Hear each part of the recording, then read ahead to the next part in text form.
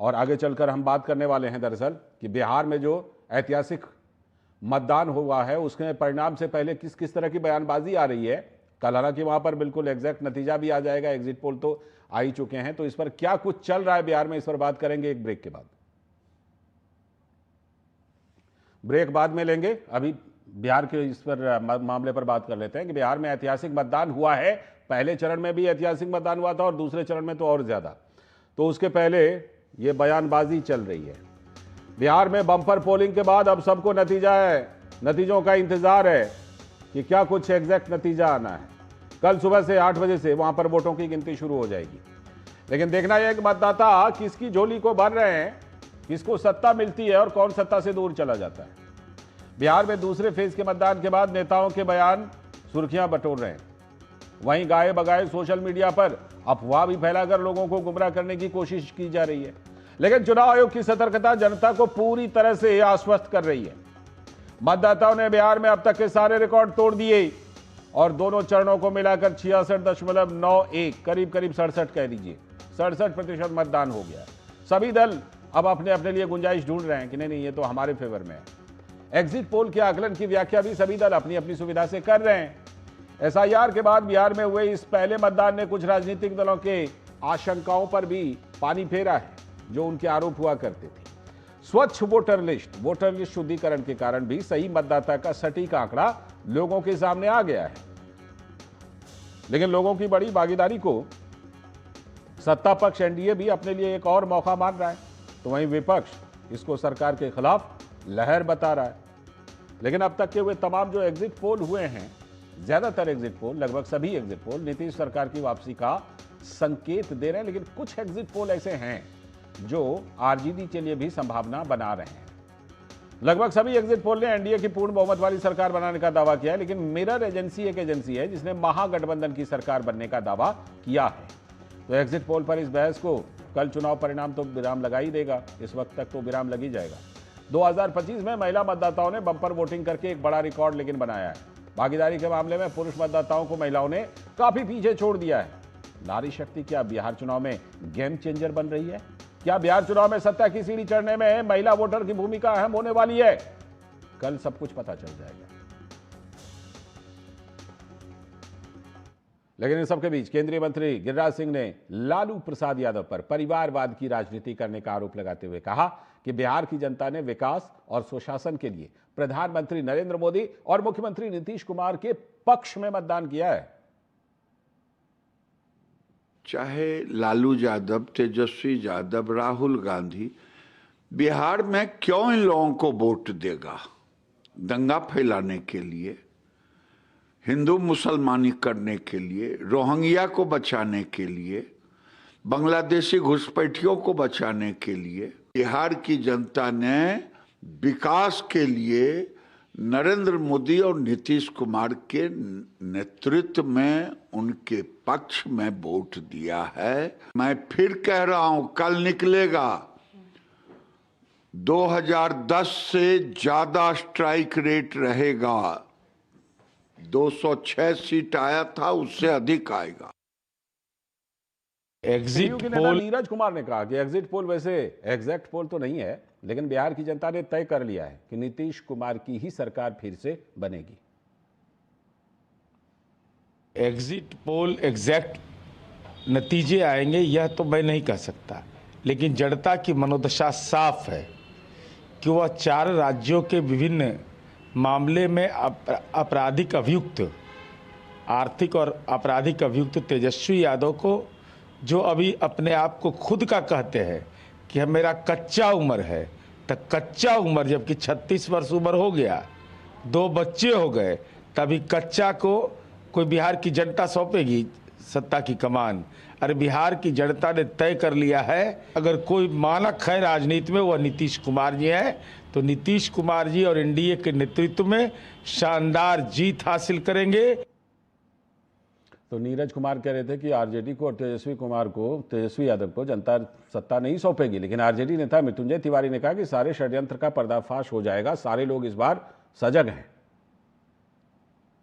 सारे षड्यंत्र खड्यंत्र का पर्दाफाश होकर रहेगा।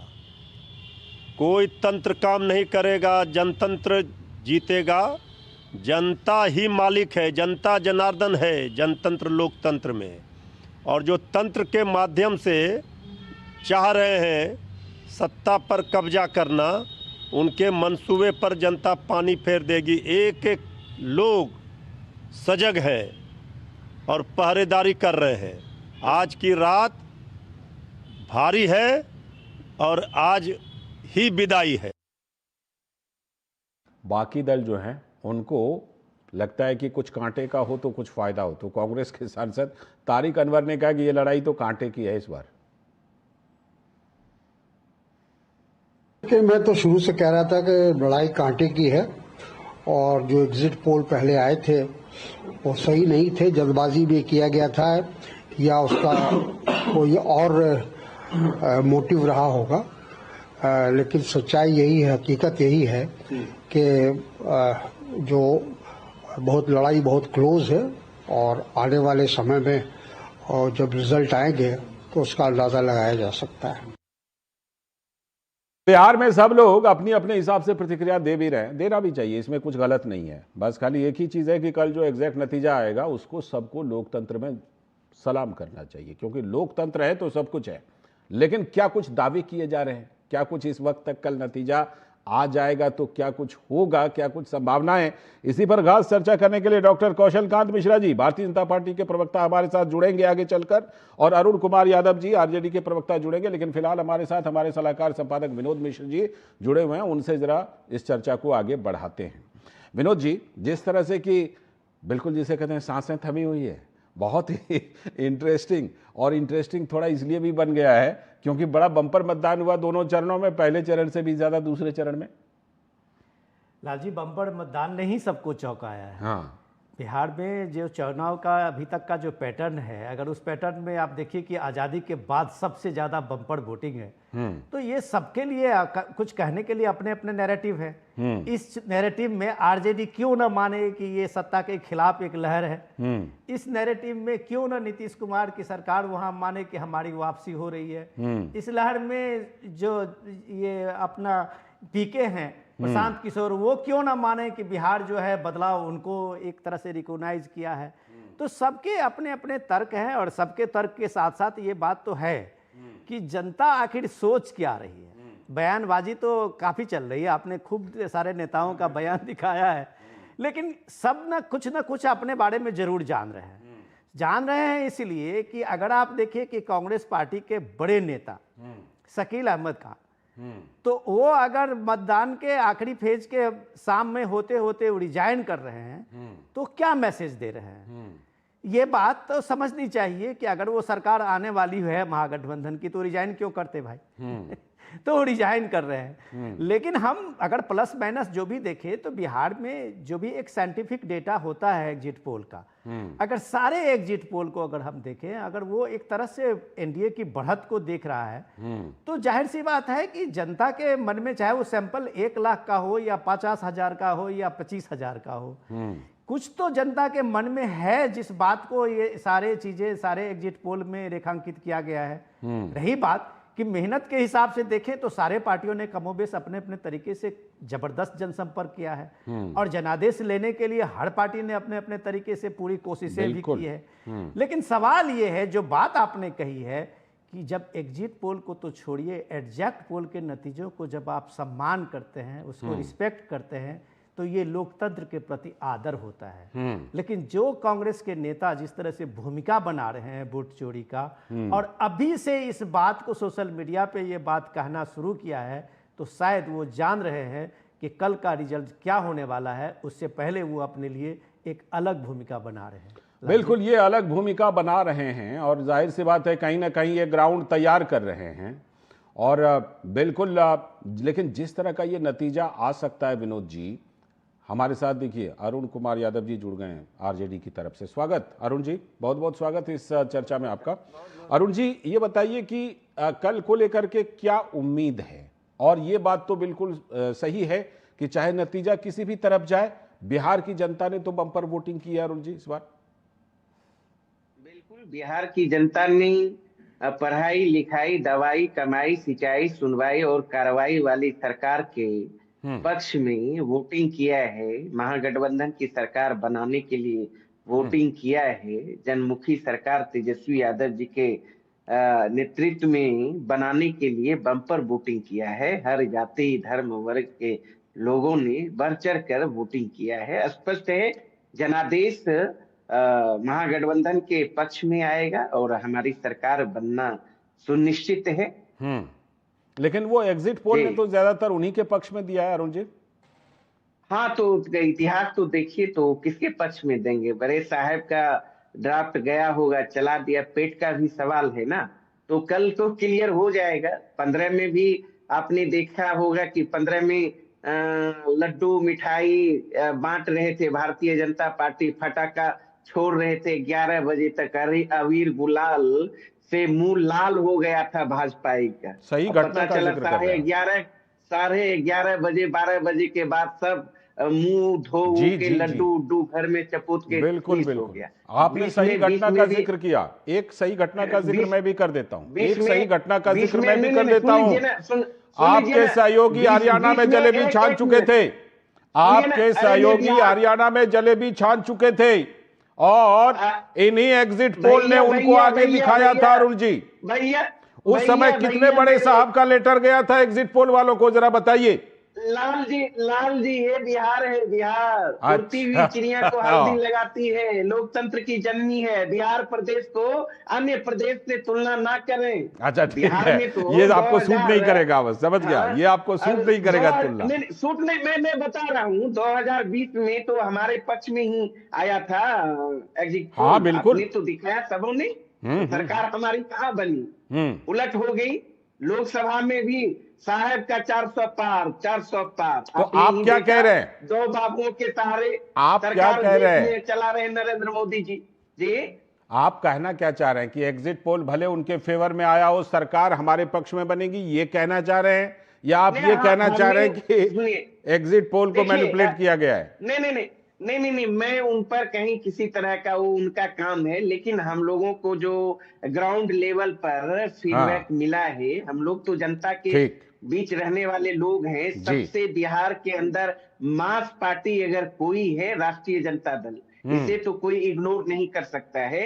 हर के वर्कर मिले, इसलिए जो हमें फीडबैक मिला है, कितना इसका सैंपल साइज होगा एग्जिट पोल वाले का? कितना? ये तो छोटा ही होता है, ज्यादा सैंपल साइज होगा। पूरी दुनिया में जो ये अगर मान लीजिए सर्वे होता है तो उसका तो सैंपल साइज छोटा ही ना होगा। नहीं, ठीक है, जो भी हो उस पे हमें नहीं जाना है, लेकिन हम लोग निश्चिंत हैं, चूंकि 2020 में भी जनादेश बिहार की जनता ने तेजस्वी यादव जी को दी थी। और आपने देखा शासनादेश के बल पर किस तरीके से 2 बजे के बाद तो पूरा मीडिया भी दिखा ही रहा था। ये आपका आरोप है ना? पूरा चले जाते बन रही थी।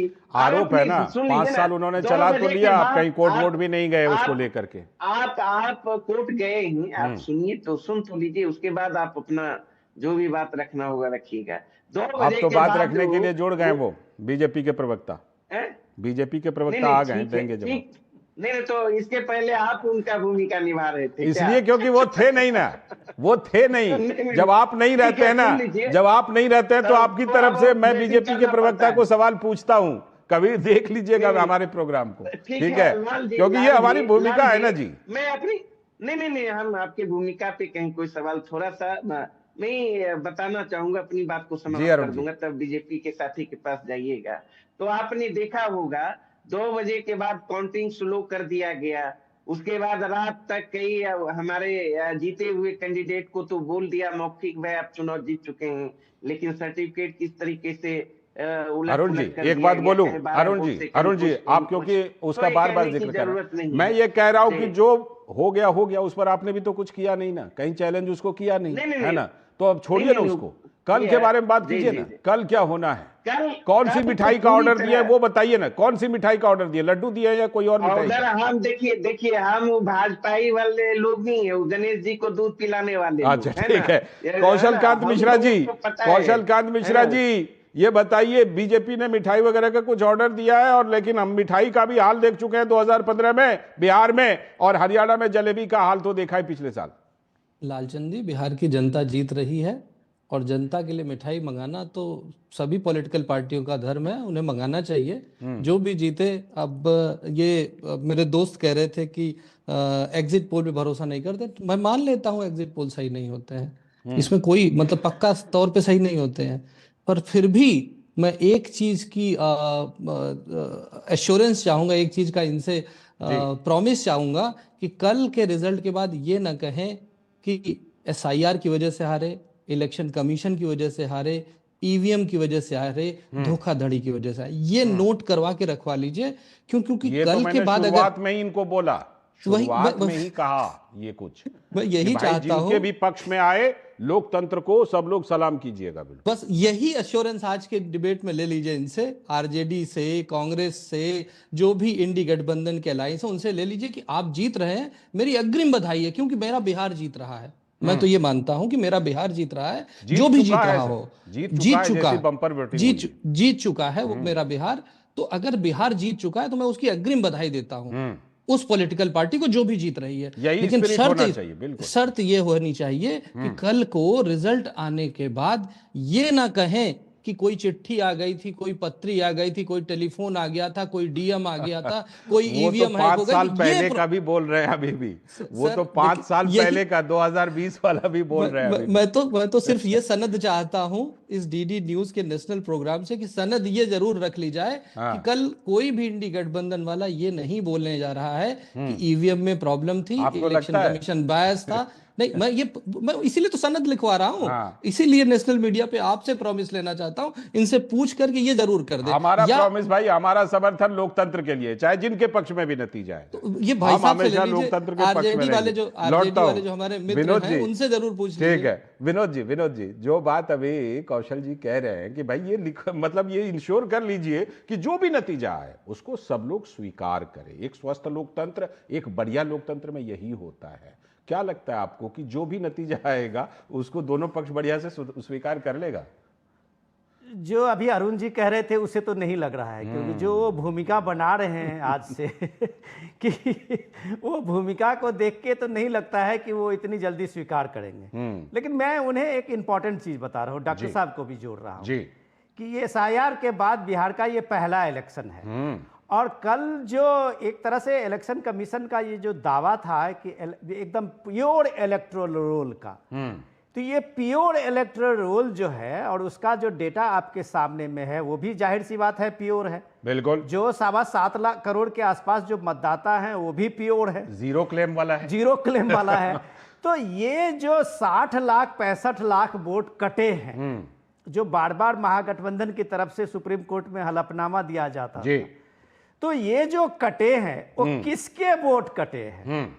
अगर ये प्योर वोट हुआ है और इस प्योर वोट में ये एनडीए के लेके जो सारे एग्जिट पोल के इतने आंकड़े आ रहे हैं, तो क्या महागठबंधन कल से जो बात डॉक्टर साहब कह रहे थे कि एसआईआर को अपनी हार के जवाबदेही तो नहीं फोड़ेगा?